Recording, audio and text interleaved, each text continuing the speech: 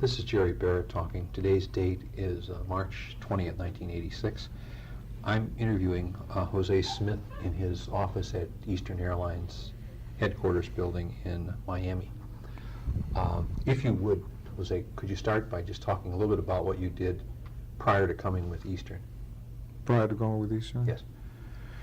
How far do you want to go back? Oh, you know, just a sense of who you are. All right. Well, I was born in Cuba. I came here when the day I became 17 years old. I went back to Cuba as part of the Bay of Pigs invasion in 1961. I was wounded, captured, spent over a year in prison. I came back here in '62. I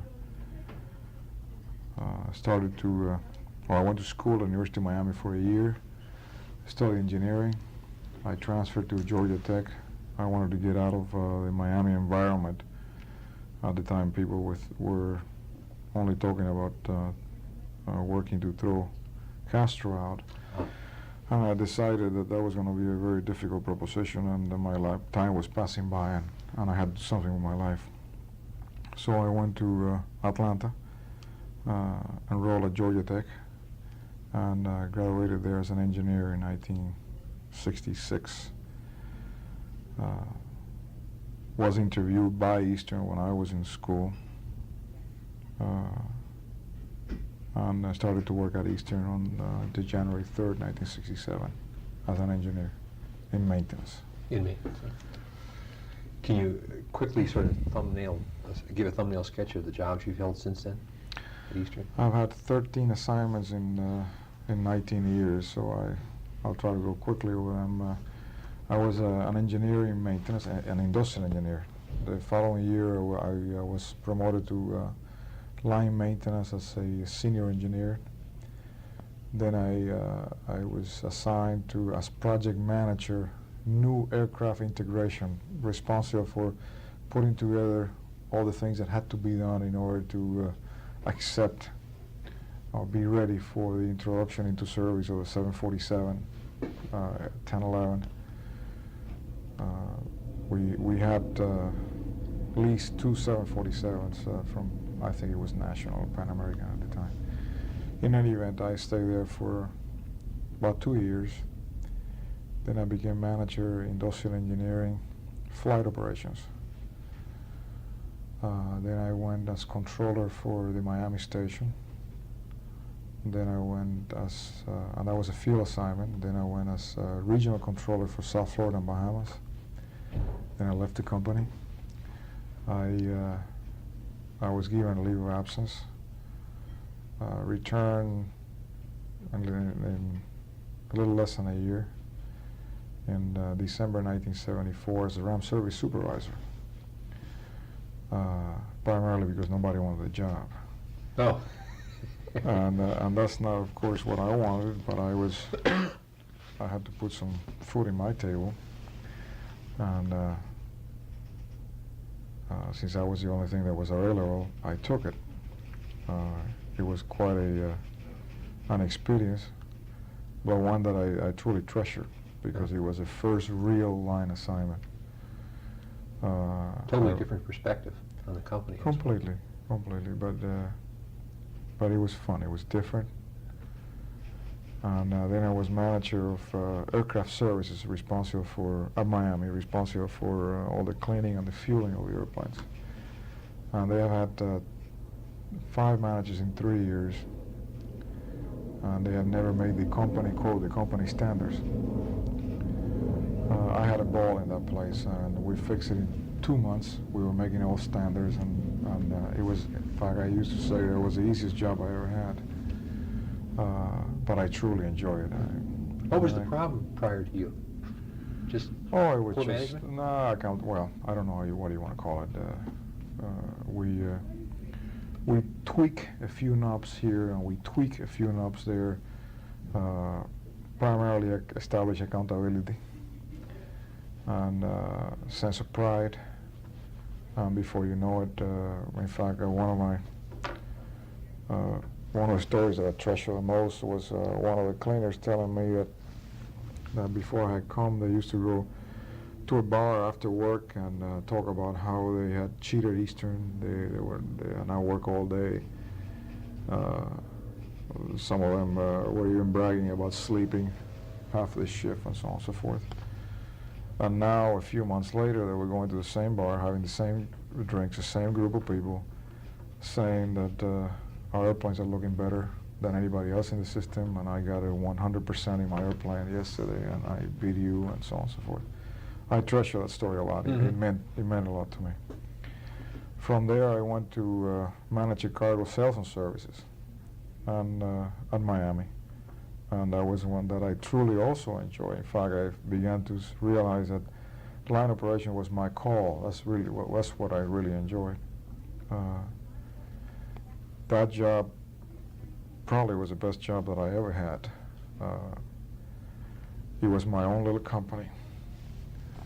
It was doing at the time about $10 million worth of business. I was responsible for pricing, reservations, sales, and the movement and warehousing of freight in and out of Miami. It was truly enjoyable.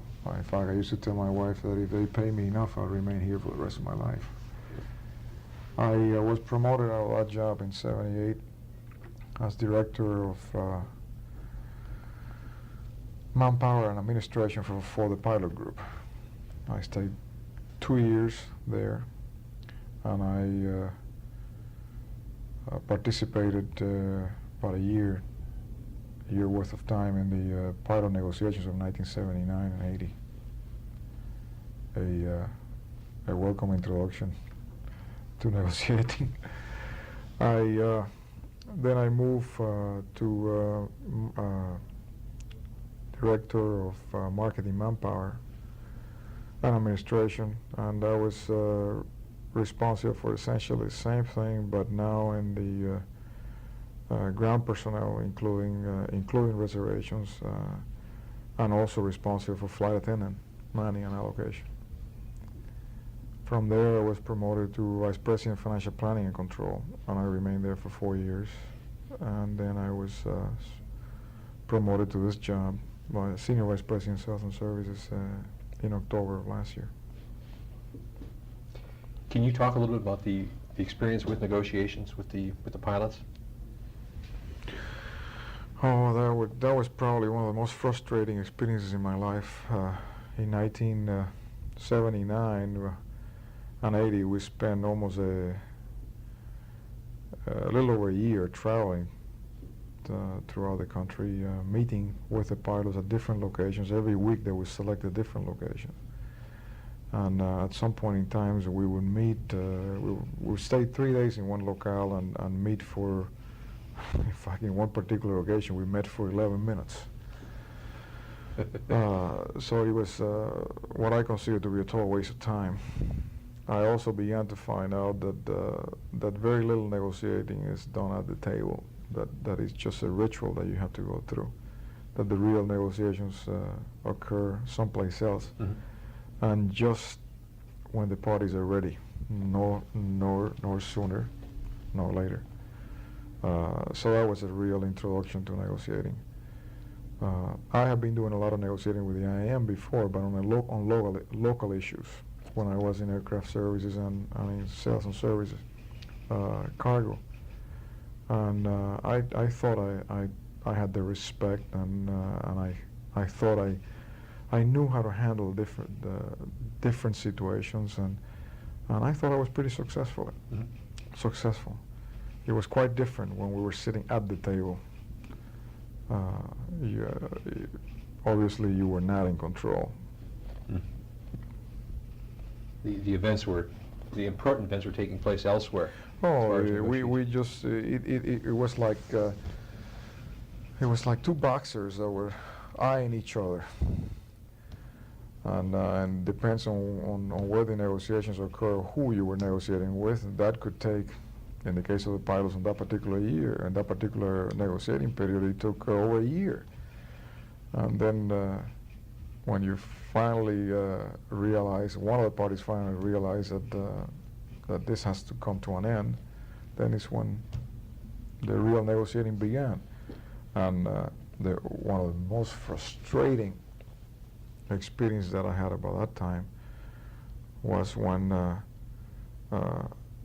higher management level start getting involved in the negotiation, and then you just become you were a nobody there. And I remember one particular night that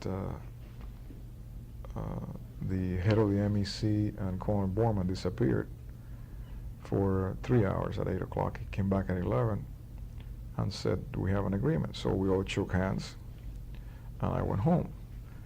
I got home at 12 o'clock, sat on my bed. My wife says, "How did you guys do?" And I said, "It's finished. We have an agreement." And she, I'm sure, tried to be polite and says, "How did it go?" And I said, "I don't know." And I did not know what had been agreed to. You So were that was very frustrating. as much in the dark as she was, right? Yes. Yes. On the bargaining team during that year that you dealt with the pilots, who else was on it, and what was your role? I was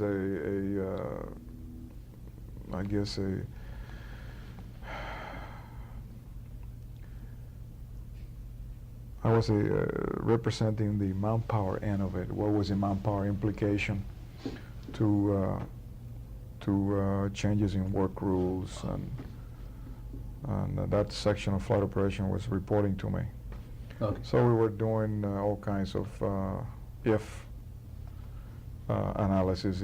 If we change this credit rigs, if we change that, what would happen to our pilot utilization? Will we be more efficient, less efficient? How much would it cost, and that kind of stuff. Oh, okay. Then I would come up with numbers of pilots, and those will be translated into dollars. When you'd make a projection like that, based on a proposal made by the pilots, would they pretty much accept your numbers, or would there be a lot of contention about that? Well, I thought that I learned a lot as to how to be a good union negotiator. That pilot group was good. They were not bad at all. If a union negotiator wants something, when they start listening to reason, they're dead. And when I would say, but let's compare our utilization with the industry, they would tell you, we don't care. We could care less what it is. This is what we want.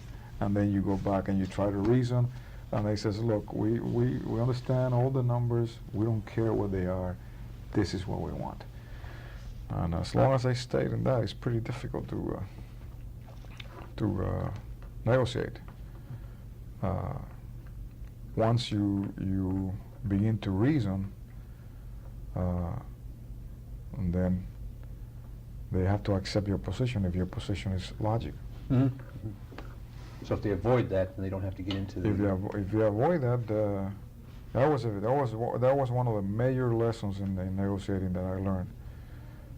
If you really want to be successful, whether or not your company or union, in the traditional bargaining, hey, I could care less what your problems are. This is what I need. And as long as you can maintain that, then you got a good shot at getting it. Did a point come though with the pilots that they had to recognize that there was a problem? That is to say, deregulation. I don't think that in that. Well, this is prior to that negotiation. During that negotiation, deregulation was so new that it hadn't taken hold. Mm-hmm. Now, what we saw in 1983 was entirely different. When the three unions got together and decided that there was a problem, and that they were going to address it, at that point in time, I said we got a mate. Mm-hmm. Because there was no question at all that by having independent consultants that were supposed to be objective, that they were not going to arrive at the same conclusions that we had arrived at. And obviously, the record is there, they did. Mm-hmm. I went through a month of excruciating analysis by two group of consultants, Lazard and Locker Abrecht, highly intelligent and capable people. I developed quite a high regard for most of them, and they could not throw one single rock to what we were projecting, to our plan. That was very rewarding to me because I was taking the brunt of all of that. And it was days that we started at 8 o'clock in the morning and it would be 12 o'clock in the evening, and we'd be answering questions, going over numbers, why of this and why of that, and all of those were answered successfully. There was a report written by them, only 4 copies of which were prose, and it was, you haven't seen the copy. I have the company copy of the report in my files, and what in essence that report said that we were right in what we were saying. This really debunked the idea that the unions had taken at some points that you had more than one set of books. Now, from that point on, Yeah. from that point on, there was no question as to whether or not the numbers meant what they meant. They, not only that, but they had access to them, and they began to realize that you could not juggle with depreciation, that you were not keeping 2 sets of books, that all the allegations were nothing more than rhetoric or rhetoric. The one other thing that I understand the unions have said is that if it's true that there is this bad financial straits, then it's just a question of bad management. How do you deal with that? Because you have moved around considerably within the organization and had an opportunity to manage a lot of different portions of the organization. Well, let me put it this way. I think everything is relative. I think that we have some good managers, and I think we have some mediocre managers, and I also know that we have some poor managers. I think everything is relative. You know, of course, I want perfection for my company, and I think my groups have been well managed. Of course, is me making the assessment. But these same consultants, for example, that came through Eastern and not only visited me for quite a long period of time, but also visited with other levels of management of the company, came back and said, in the area of finance, for example, you guys are Harvard University compared to Poughkeepsie High School, if we compare ourselves to Pan American. In talking to other consultants that were Republic or Western, they said, gee, you guys are really not bad at all. So, you know, I think everything is relative. I think, sure, you know, a company with 40,000 employees, we have made mistakes in placing people in key positions. No question about it. I would say that that part of our problem in this section, for example, sales and services, is because we have allowed the union to have too much control. We have in many areas of my present work unit lack of discipline that have been developed throughout the years. In fact, we usually provide all the resources required to do the job, and when we fail, it's in the discipline to execute. We just do not have the discipline to execute. And I say that's a management problem. It is a management problem because we have, well, I say for 4 reasons. Essentially, in some places we have put in the wrong person. In other locations we have put in the right person, but we have not training properly. And I use an example. It's like taking somebody off the street and say you're inducted in the Army, you're a second lieutenant now, here's an M1, here's your uniform, those are your people, go and lead them. Yeah, the guy's going to get lost, he's going to get killed. The third problem has been, in my opinion, that we have given conflicting signals to those people many times during their career. And the fourth, as a result of those three, we've been condoning things that should have never been condoned before. And I have told the union very clearly that those things have got to stop, and they acknowledge that, they accept that. And I said, we don't expect you to do it for us.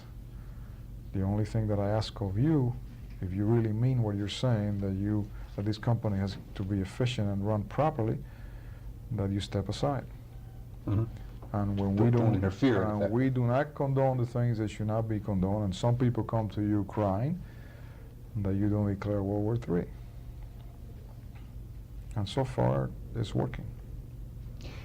In effect, you're saying it's not the work rules are not the major thing then. Oh no, unquestionably the work rules are not. In my opinion, the work rules are not.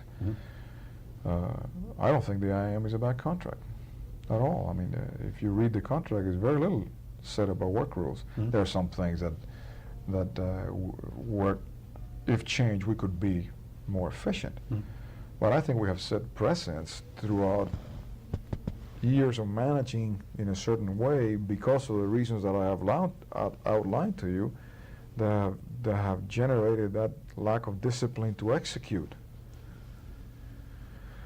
And I'm changing that. And what does that flow out of the prior to deregulation? I mean, working in a regulated industry, you can be a little careless.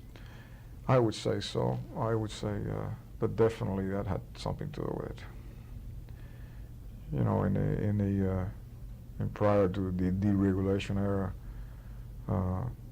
the unions would come to the company, being a labor-intensive industry, and you got to give me this. Company says I cannot afford it. We'll slow you down. We'll cause all kinds of problem. And finally, the company would say, "Well, what the hell?"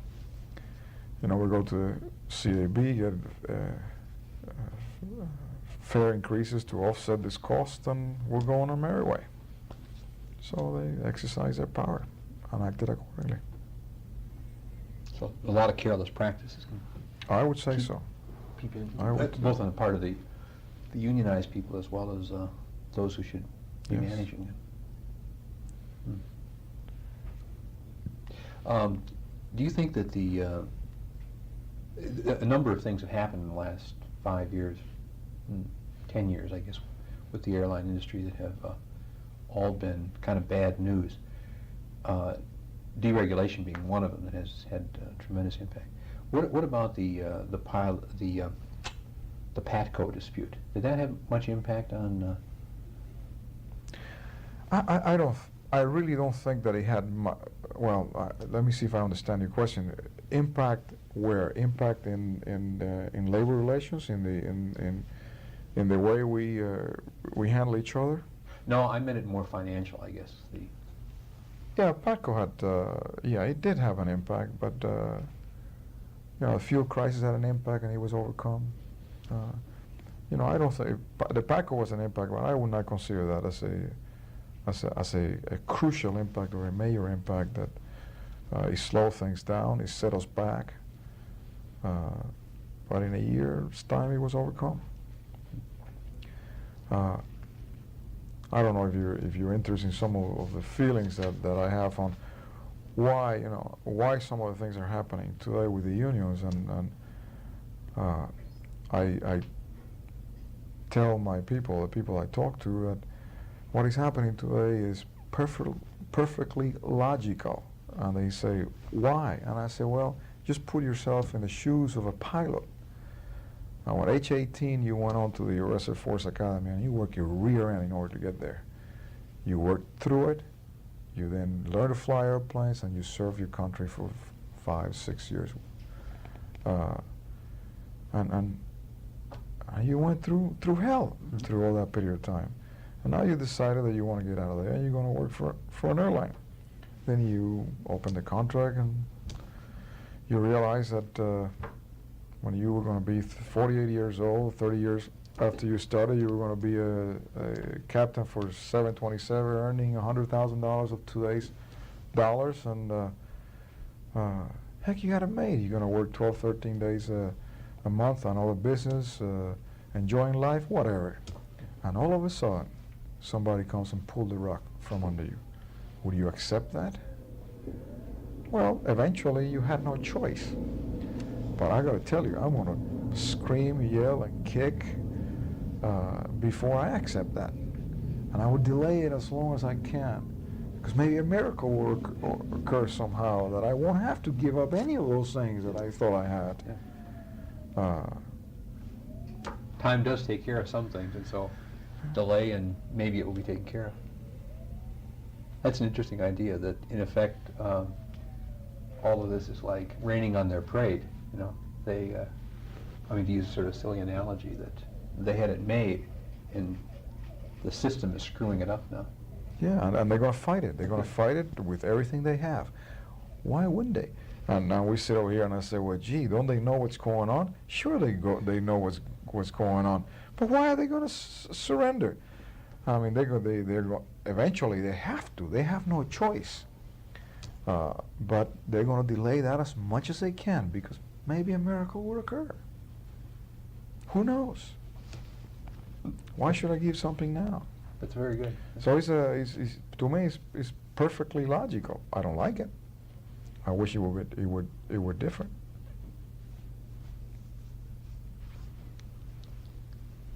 You said you had an appointment at 4 o'clock. Do you want to stop now? Yeah. Yeah, we can continue.